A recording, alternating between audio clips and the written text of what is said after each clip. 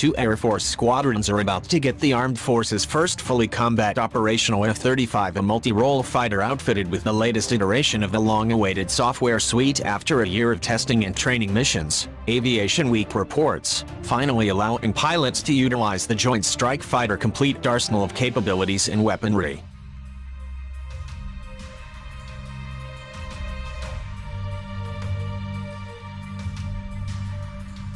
In September, the F-35s will travel to both the 34th Fighter Squadron at Hill Air Force Base in Utah and the Air Force's Training Center at Luke Air Force Base in Arizona, reported Aviation Week.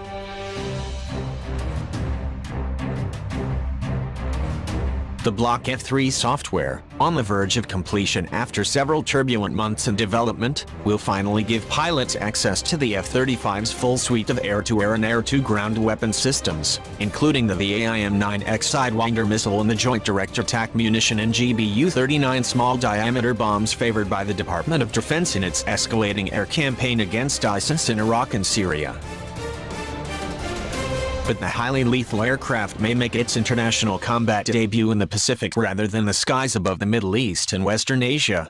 And the reason is obvious. North Korea's traditional saber rattling has only escalated in recent months, with Pyongyang going so far as to launch a missile over Japan on August 28.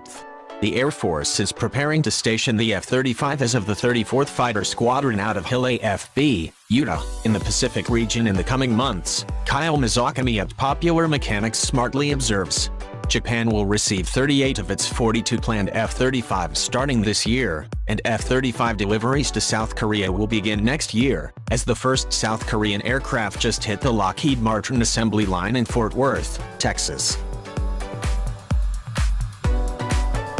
Though North Korea's latest missile flew over the island of Hokkaido, making a 1,700-mile flight and harmlessly landing in the Pacific Ocean, it was still North Pyongyang's boldest display of hostility yet, spurring President Donald Trump to remind the regime that, when it comes to Pentagon, all options are on the table. Those options currently include a squadron of F-35Bs currently stationed with the Marine Corps at Iwakuni in Japan. And though not at full capacity, they pose a potent deterrent to the belligerent North Korea, a deterrent that may only strengthen with the potential arrival of the combat-ready F-35s. Without assistance from China or Russia, North Korea would stand no chance of defending against a wave of low-observable Joint Strike Fighters, which would be used to clear the air of opposing jets, hunt down rogue missiles, and protect advancing ground troops, Aviation Week wrote. North Korea can't take those F-35 aircraft on in the air, Bruce Bennett, a Rand Corporation expert on the Pacific Theater, told Aviation Week. They can't take them on with surface-to-air capabilities, so it pushes them to say, we've got to take those aircraft on when they're on the ground.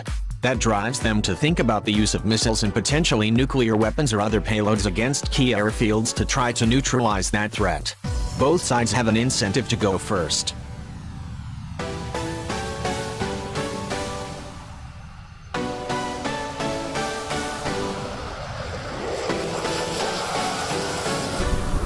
Over the next 4 years, the U.S. military intends to station at least 100 F-35s in the region, according to Popular Mechanics.